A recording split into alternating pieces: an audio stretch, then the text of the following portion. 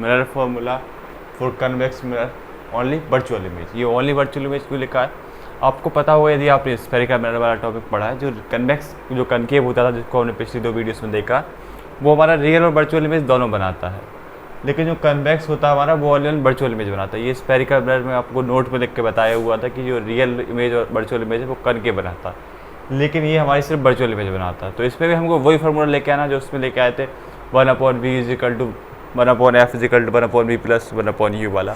वो सब कैसे करने वाले हैं आइए देखते हैं। तो सबसे पहले क्या करेंगे, हम एक कन्वेक्स मिरर ही बनाएंगे। तो कन्वेक्स कैसे बनता है आपको पता है, इस तरह से ये हमारा कन्वेक्स बनता है और इसके बीच में से क्या होती है हमारी, एक होती है प्रिंसिपल एक्सिस। ये क्या होती है हमारी प्रिंसिपल एक्सिस, और यहाँ पर आपको पता है मिड में क्या होता है हमारा पोल होता है, और इसके इस कौन सी ये वाली होती है हमारी पॉलिश्ड वाली सरफेस, ये होती है हमारी पॉलिश्ड वाली सरफेस। और आपको पता है ये सब दोनों हमारे कनकेव कैसे एक स्फीयर को हम काट के बनाते हैं। तो ये स्फीयर का गोला किस तरफ बनेगा, ये ऐसा है तो स्फीयर किस तरफ, इस तरफ बनेगा। तो इसके सेंटर ऑफ कर्वेचर वगैरह फोकस वगैरह सब इस साइड होंगे, तो यहाँ पर इसका सेंटर हो जाएगा, और इसके दोनों के पोल और सेंटर के मिड में होता है हमारा क्या फोकस, तो यहाँ पर ही फोकस हो जाएगा। ये तो आपको पता है स्फेरिकल मिरर बारे में आपने देखा होगा, ये कनकेव और कन्वेक्स बनते कैसे, इस स्फीयर को हम काट के बनाते हैं देखा होगा। तो इतना हमने कर दिया। अब हम क्या करेंगे जो हम उन टॉपिक्स में किया करते थे कि यहाँ पर हम एक ऑब्जेक्ट रख देंगे। तो यहाँ पर हमने ऑब्जेक्ट रख दिया, इसको बी दे दिया नाम, ऊपर वाले को ए दे दिया, और यहाँ से क्या किया हमने एक पैरेलल लाइन पास की।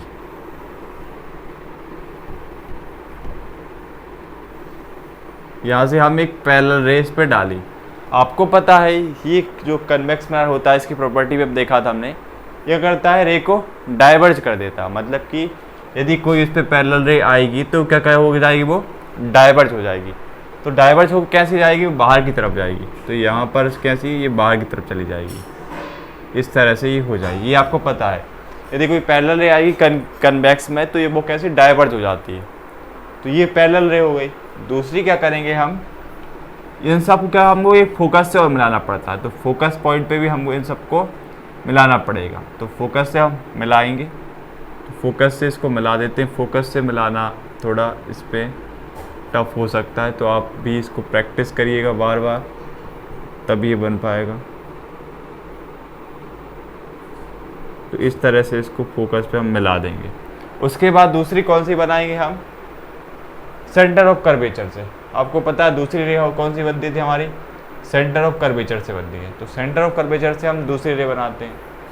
तो सेंटर ऑफ कर्वेचर से हमारी दूसरी रे कैसे बनेगी, वो इस तरफ से ऐसी बनेगी। यहाँ से हम लेके जाएंगे यहाँ पर, यहाँ से लेके जाना पड़ेगा इसको इस पॉइंट पर, जो सेंटर ऑफ कर्वेचर जहाँ पर है यहाँ पर लेके जाना पड़ेगा। पता है आपको, एक तो पैरेलल होती है, दूसरी हमारे सेंटर ऑफ कर्वेचर से जाती। तो ये ले जाना थोड़ा यहाँ से मुश्किल पड़ेगा, लेकिन हम कोशिश करते हैं।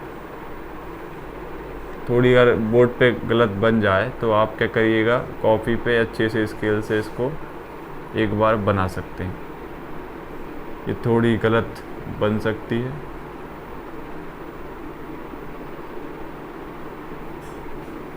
तो ये हमने क्या किया, यहाँ पर इसको सेंटर ऑफ कर्वेचर से ले गए। तो आपको पता है इमेज तो हमारी इसी पॉइंट पर ही बन गई, इमेज तो हमारी यहाँ पर ही फॉर्म हो गई, लेकिन हमको एक रे और लेके जाते थे, उसको हम यहाँ पर पास करा देते। वो कौन सी होती थी हमारी, पोल से होती थी। तो यदि हमारी कोई रे पोल से गई यहाँ पर इस पोल से, तो वो क्या हो जाएगी, रिफ्लेक्ट बैक हो जाएगी। तो रिफ्लेक्ट बैक कैसी हो जाएगी, इसी यहाँ पर रिफ्लेक्ट बैक हो गई, मतलब कि ये पोल पे आई और ये पोल से रिफ्लेक्ट बैक हो गई। तो आपको ये भी पता है ये कौन सा हमारा होता है, एंगल आई होता है, एंगल ऑफ इंसिडेंट होता है, और ये एंगल आर होता है। ये सब चीज़ें आपको पता है, ये पिछले टॉपिक यदि पढ़े हैं आपको सब पता होगा। उसके बाद इसको भी हमको क्या करना पड़ेगा, अपेयर टू मीट पीछे कराना पड़ेगा। तो इसको भी ऐसा बनाना पड़ेगा जिससे यहीं पर ये कट करे इसको, जहाँ पर हमारी इमेज बन रही है ना, वहीं पर ये सब कुछ हो। तो ये भी हमने इसको यहाँ पर ऐसा बना दिया, अपेयर टू मीट करा के यहाँ पर हमारी इस पॉइंट पे क्या बन गई, इमेज बन गई। ये हमारी यहाँ पर इमेज बन गई। तो इस इमेज को हम नाम दे देंगे, ये हमारा कौन सा हो जाएगा, बी डैश हो जाएगा। क्यों हो जाएगा, क्योंकि इसको हमने बी दिया था, तो इसको हम बी डैश नाम दे देंगे। और ये वाला पॉइंट कौन सा हो जाएगा हमारा, ए हो जाएगा। तो यहाँ पर हमारी ये इमेज फॉर्म हो गई। तो यदि डायग्राम समझ में आ गया, अब इस डेरिवेशन में कुछ नहीं है, जैसे वैसे पुराने होते थे वैसे ही ये वाला भी होने वाला है। तो यहाँ पर ही हम दो ट्राइंगल लेंगे, आपको पता है ट्राइंगल कौन से हो गए, in triangle A B C and triangle A dash B dash C are similar. ये आपको पता है A dash B dash similar है और कैसे हैं ये अभी आपको पता होगा यदि पिछली वीडियो आप देख के आए हैं तो यदि हमारा ए बी और कौन सा सी और ए डैश बी डैश सी ये दोनों यदि ट्राइंगल सिमिलर है तो इसकी करस्पॉन्डिंग साइड के रेशो भी आपस में इक्वल होते हैं, तो उनको हम यहाँ पर लिखेंगे।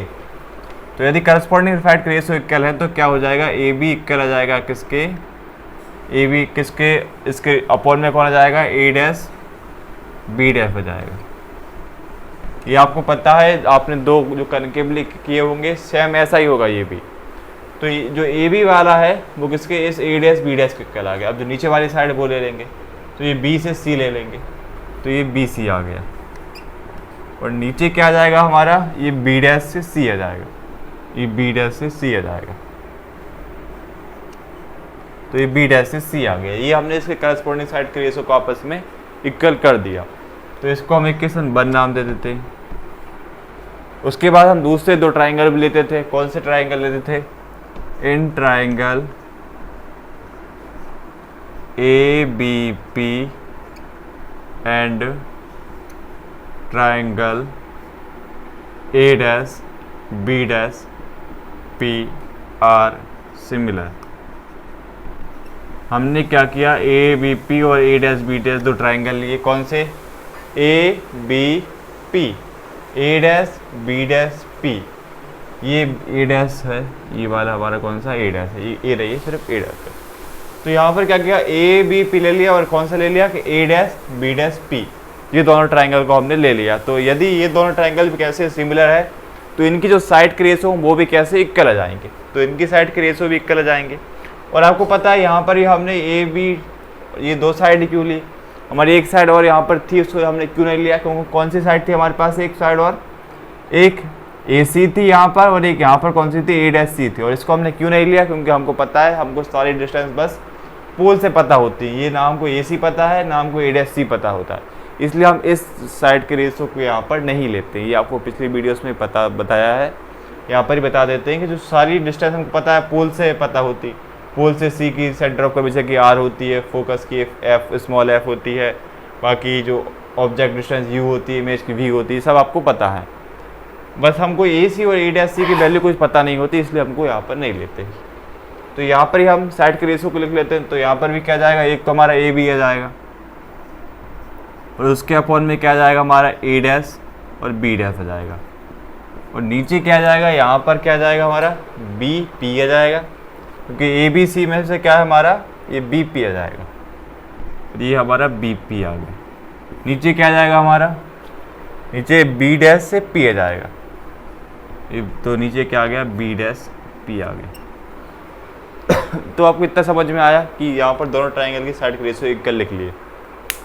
और एक चीज़ आपको ध्यान और रखनी था, आप साइड के रेशो लिखें तो जैसे यहाँ पर ए बी सी वाला ट्राइंगल लिया था तो यहाँ पर ए बी की साइड को ऊपर लिखा, तो यहाँ पर भी बी सी उसी ट्राइंगल की साइड को लिखा। ऐसा आपको नहीं करना है कि यदि आप यहाँ पर ए बी लिख देते हैं और यहाँ पर आप जो बी डैश सी है इसको ऊपर लिख देते तो ये गलत हो जाता। क्यों, जिस ट्राइंगल को हमने ऊपर लिया है तो उसकी दोनों साइड को हमको ऊपर ही लिखना है। इस तरह यहाँ पर भी किया, यदि यहाँ पर ए बी पी को ऊपर लिया है तो यहाँ पर उसकी दोनों साइड को ऊपर ही लिखा है। ऐसा नहीं करना है कि एक बार दूसरा ट्राइंगल ले लिया, एक बार दूसरा ट्राइंगल ले लिया, जिसको ऊपर लिखा है उसको ऊपर लिखना है, जिसको नीचे लिखा है उसको नीचे लिखना है। ऐसा ही आपको करना।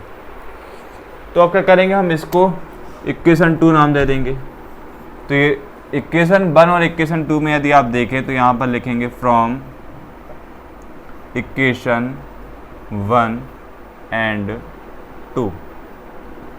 तो क्या हुआ, यहाँ पर यदि हम इक्वेशन 1 और इक्वेशन 2 को देखें तो यहाँ पर ए बी अपॉन में ए डैश बी डैश और यहाँ पर भी ए बी है ए डैश बी डैश। तो मतलब कि एक साइड हमारी एक दूसरे के इक्वल है, तो ये जो बची साइड है वो भी एक दूसरे के कैसे इक्वल आ जाएंगी। मतलब कि यदि एक साइड एक दूसरे के इक्वल आ गई तो बची हुई साइड भी एक दूसरे के इक्वल आ जाती हैं। तो जो बी सी है और अपॉन में क्या है बी डैश सी है, वो किसके इक्वल आ जाएगा, हमारे बी पी के और अपॉन में क्या है बी डैश पी है, वो हमारे इसके इक्वल आ जाएगा। तो इतना हमने किया। अब आपको पता है हम पिछले टॉपिक्स में भी करते थे कि हमको ये बी सी और बी डैश की वैल्यू पता होती नहीं है, क्योंकि देखिए बी सी आप यदि यहाँ पर देखें तो यहाँ पर बी ये है और सी ये है, बाकी हमको इसकी वैल्यू पता नहीं है। क्यों नहीं पता, क्योंकि हमको पता है जो पोल से सेंटर के बीच की डिस्टेंस कितनी होती है, कैपिटल आर होती है, और जो पोल से हमारी एफ की डिस्टेंस होती है वो क्या होती है, हमारी पोल से एफ की डिस्टेंस कितनी होती है, हमारी स्मॉल एफ होती है, और जो इमेज बनती है पोल से उसके बीच की जो डिस्टेंस होती है वो कितनी होती है, हमारी वी होती है। और बाकी जो हमारे पोल से इस ऑब्जेक्ट के बीच की कितनी होती है, यू होती है। ये सब चीज़ें आपको पता है। लेकिन यहाँ पर यदि आप देखें तो ये क्या है, बी सी है, तो बी ये है और ये सी है, इसके बीच की डिस्टेंस हमको कोई भी पता नहीं होती है। तो इसको हम जैसे उनमें करते थे वैसे यहाँ पर करेंगे। वैसे ये बी डैश सी है तो ये बी डैश है, ये सी है, इसके बीच की भी कोई डिस्टेंस हमको पता नहीं है।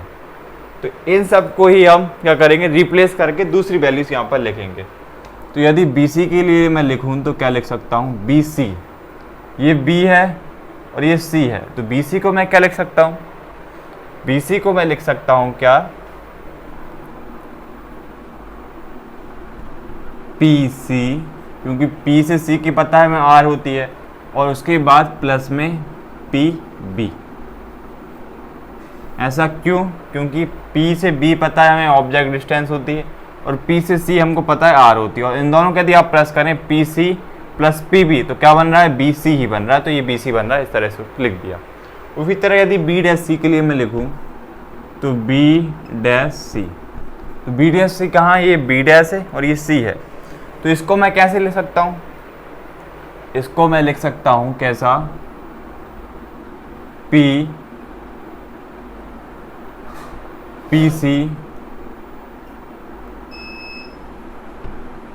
पी सी माइनस में पी बी डैश। मतलब कि ये पी सी से हमने पी सी से क्या किया, पी बी डैश माइनस कर दिया, तो कितना बचेगा हमारा, यदि पी सी से हमने पी बी डैश माइनस कर दिया तो बी डैश सी हमारा बचेगा। ये पी सी था, इसमें से यदि बी डैश सी को माइनस, यदि बी डैश पी को हम माइनस कर देंगे तो बचेगा क्या, बी डैश सी ही बचेगा। ये आप देखिएगा एक बार दो करके आपको समझ में आ जाएगा। तो ये हमने क्या कर दिया, बी सी के और बी डैश पी रहेंगे, ये वैल्यू हम लेके आ गए। अब सिंपल हमको ये वैल्यू को पुट करना और आंसर लेके आना है, जैसे हम उनमें करते थे वैसे हम यहाँ पर करेंगे। तो यहाँ से ऊपर से मिटा रहा हूँ, आप नोट कर लीजिएगा इसको इतना।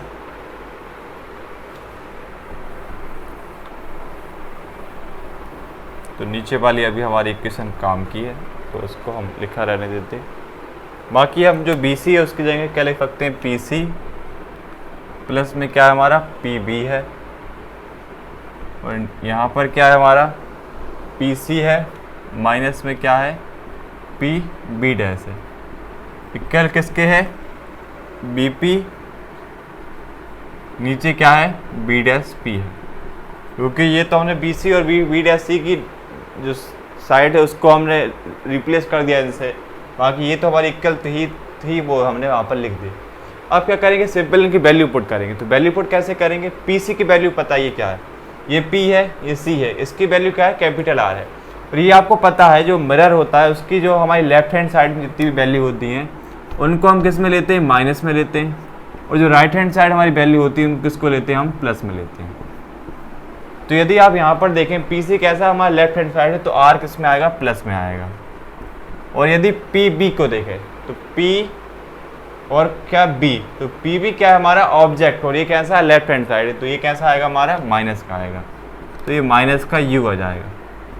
और नीचे देखें तो पी सी क्या है हमारा, पी सी तो आर है, ऊपर भी लिखा हुआ तो ये आर का आर आ जाएगा। और यदि आप यहाँ पर क्या है, माइनस का। उसके बाद देखें पी बी डैश, तो ये पी है और ये बी डैश है, ये क्या है हमारी इमेज है, और कैसी राइट हैंड साइड है तो प्लस की आएगी, तो ये भी कैसा आ गया, प्लस का वी आ गया। और यदि यहाँ पर देखें तो बी और पी है, तो बी पी कैसा है हमारा ऑब्जेक्ट और ये माइनस में आएगा क्योंकि लेफ्ट हैंड साइड है। और बी डैश पी क्या है, बी डैश पी हमारी इमेज है लेकिन कैसी है राइट हैंड साइड है, तो प्लस किया है। तो ये हमने यहाँ पर इसकी वैल्यूज़ फाइंड कर लिया। अब सिंपल हमको माइनस प्लस करना है और आंसर निकालना है, तो ये नीचे से मिटा देता हूँ।